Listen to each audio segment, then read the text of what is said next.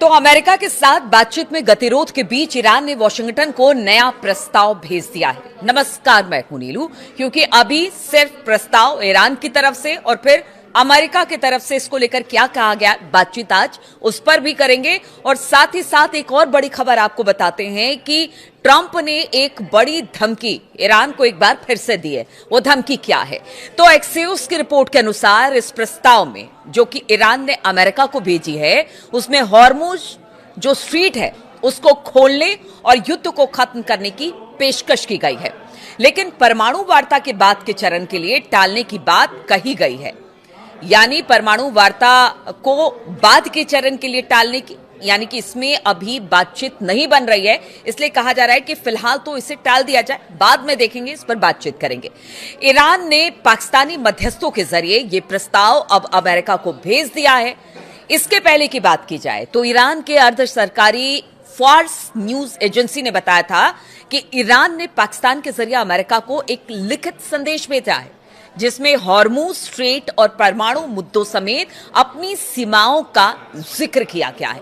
इस बीच अमेरिकी राष्ट्रपति डोनाल्ड ट्रंप ने कहा कि अगर तेहरान बातचीत करना चाहता है तो वो वॉशिंगटन को कॉल कर सकता है, क्योंकि हमने देखा था कि जब अब्बास आरगची पाकिस्तान पहुंचे थे और उस दौरान अब वो वहां से निकल गए और फिर बाद में ट्रंप ने कह दिया था कि देखिए ऐसा है कि अब अमेरिका का डेलीगेशन तो नहीं जाएगा इस्लामाबाद, अब जो भी बातचीत होगी वो फोन कॉल पर होगी।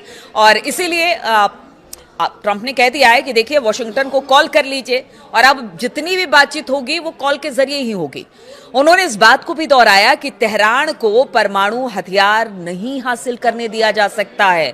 यानी इस बात को क्लियर ट्रंप ने कर दिया है कि बातचीत होगी, लेकिन जो परमाणु हथियार हासिल करने की जिद ईरान लगाए बैठा है, ऐसा तो नहीं करने दिया जाएगा। और इसके साथ ही ट्रंप ने ईरान को एक चेतावनी भी दे दी, जिसमें कहा कि 3 दिनों में उसकी तेल पाइपलाइनें फट सकती हैं। तेल पाइपलाइनें फट सकती हैं, इसका मतलब क्या है? तो वो इसके पीछे बता रहे हैं कि इसके पीछे एक वैज्ञानिक कारण है। अब ट्रंप का वो वैज्ञानिक कारण भी आप सुनिए। ट्रंप ने रविवार 26 अप्रैल को कहा कि जो ईरान है, ईरान के पास युद्ध खत्म करने के लिए समझौते पर राजी होने के लिए सिर्फ 3 दिन का वक्त है, वरना उसकी तेल पाइपलाइनें अंदर से फट जाएंगी। फॉक्स न्यूज से बात करते हुए ट्रंप ने समझाया कि अगर ईरान तेल का निर्यात जारी नहीं रख पाता है तो पाइपलाइनें यांत्रिक रूप से और प्राकृतिक कारणों से खराब हो जाएगी। अब तो भाई ये किसी एक्सपर्ट से ही समझना होगा कि ट्रंप क्या कहना चाह रहे हैं, लेकिन अभी जो समझ में आ रहा है तो ट्रंप की यही बात लगती है कि अगर पाइप से वहां से तेल नहीं निकला तो किसी कारण से, प्राकृतिक कारण हो या फिर यांत्रिक, यानी कि कोई तकनीकी खराबी आ जाए, उसकी वजह से वो फट जाए। अभी तो शुरुआती तौर पर उनके बयान से ट्रंप के तो यही लग रहा है।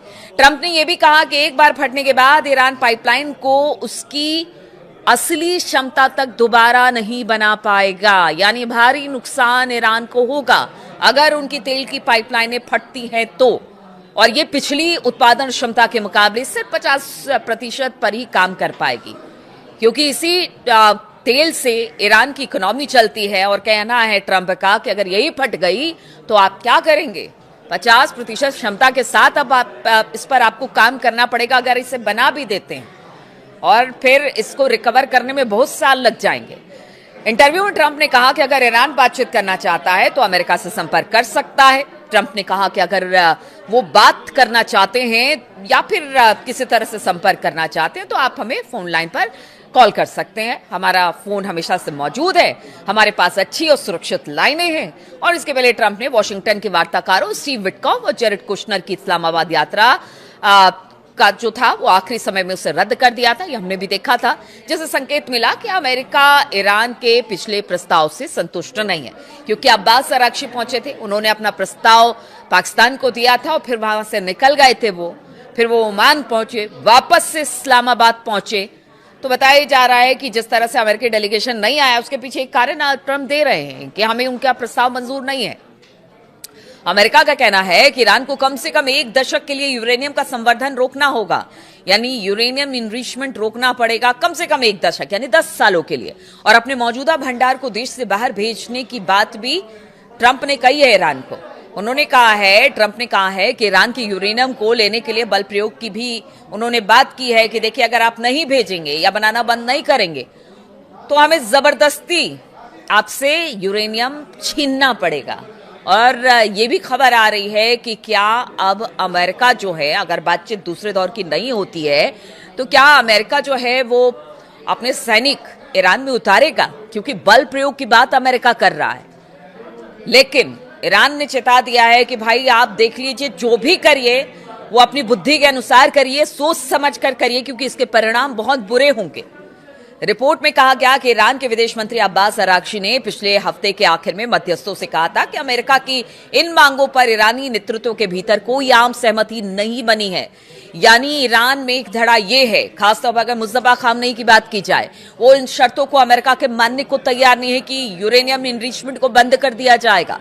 साथ ही उन्होंने कहा कि देखिए, जो भी ट्रंप कह रहे हैं कि आप परमाणु कार्यक्रम को 10 साल के लिए आगे बढ़ा दीजिए, इस पर अभी सहमति नहीं बन पाई है। इसलिए शुरुआत में ही मैंने कहा कि उन्होंने कहा कि इसको आगे देखेंगे। फिलहाल अभी जो मौजूदा स्थिति है, खासतौर पर हॉर्मुज को लेकर, उस पर अगर बात बन जाती है तो सही है।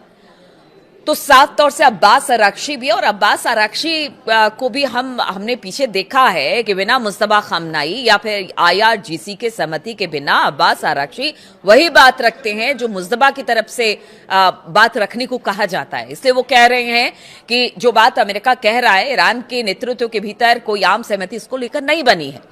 इसके पहले अगर रविवार की बात की जाए तो ईरानी विदेश मंत्री अब्बास अराक्ची एक बार फिर पाकिस्तान की राजधानी पहुंचे थे। अब्बास का ये 3 दिन में दूसरा दौरा है इस्लामाबाद का। उन्होंने पाकिस्तान के आर्मी चीफ वसीम मुनीर से मुलाकात की। इसके पहले वो शनिवार को भी शहबाज शरीफ और मुनीर से मुलाकात के बाद ओमान गए थे संक्षिप्त दौरे पर, जहां पर ईरानी राजदूत ने बताया कि अराक्ची रविवार को ही इस्लामाबाद गए वापस से, जहां वो सोमवार को राष्ट्रपति, अब बताया जा रहा है कि यानी कि आज वो राष्ट्रपति व्लादिमीर पुतिन से यानी सोमवार को मिलने वाले हैं, मुलाकात करने वाले हैं। और ये मुलाकात फिर किस तरह की होगी, क्या कुछ सहमति बनती है, व्लादिमीर पुतिन की तरफ से क्या बातें सामने आती है, क्योंकि ईरान का नया प्रस्ताव ऐसे समय में आया है जब कूटनीतिक प्रयास गतिरोध में फंसे हुए हैं। वहीं ईरानी नेतृत्व इस बात पर बटा हुआ है कि परमाणु मामलों पर क्या रियायतें दी जानी चाहिए, मतलब किस तरह की बातचीत परमाणु कार्यक्रम को लेकर हो, इस पर अभी कोई राय नहीं बन पाई है। ईरान का यह प्रस्ताव इस मुद्दे को दरकिनार करते हुए एक 30 समझौते की राह खोल सकता है। और इस बीच जानकार मानते हैं कि अमेरिका और ईरान के बीच समझौते की संभावना बन रही है। अल जजीरा की एक रिपोर्ट के मुताबिक इस्लामाबाद के सूत्रों के हवाले से बताया कि एक फ्रेमवर्क तैयार हो रहा है जो ऐसा आधार देगा जिससे सभी पक्ष किसी समझौते पर पहुंच सके। इसमें केवल ईरान और अमेरिका ही नहीं बल्कि मुख्य रूप से खाड़ी देश भी शामिल होंगे। पाकिस्तान अभी भी उम्मीद लगाए बैठा है कि बातचीत का दूसरा दौर होगा। हालांकि अभी ये साफ नहीं है, लेकिन कूटनीतिक प्रयास लगातार जारी हैं और कहा यह जा रहा है कि जो बैठक होने वाली है वो सिर्फ अमेरिका और ईरान के बीच नहीं होगी, बल्कि खाड़ी देश की बातचीत भी उसमें होगी, उनके प्रतिनिधि भी उसमें शामिल होंगे। अगर पुतिन से मिलने जा रहे हैं अब्बास अराक्ची तो वहां से क्या बात होगा, बताया जा रहा है इसके बाद पुतिन शी जिनपिंग से भी बातचीत करने वाले हैं। कुछ दिन में जो अमेरिकी राष्ट्रपति है ट्रंप, वो जाने वाले हैं चीन। तो ये सारी चीजें, सारी प्रक्रिया इस वक्त हो रही है बातचीत को आगे जारी रखने के लिए कि किसी तरह से भी जो युद्ध है ईरान अमेरिका का वो रुक जाए। लेकिन गतिरोध अब भी बरकरार है और इस गतिरोध के बीच में प्रयास अब भी जारी है, लेकिन दूसरी तरफ ट्रंप की धमकी भी जारी है। अब देखना होगा ये जो दूसरे दौर की बातचीत का प्रयास किया जा रहा है वो क्या सफल होता है, क्या युद्ध यहां से रुकता है। किसी एक बिंदु पर जो जितने भी बातचीत अपने अपने तरीके से, चाहे अमेरिका है, ईरान है, उन्होंने अपने जो प्रयास किए हैं पॉइंट्स रखने की, क्या उस पर कोई आम सहमति बनती है। सबकी निगाहें इसी ओर है। बहुत बहुत शुक्रिया मेरे साथ इस वीडियो में शामिल होने के लिए।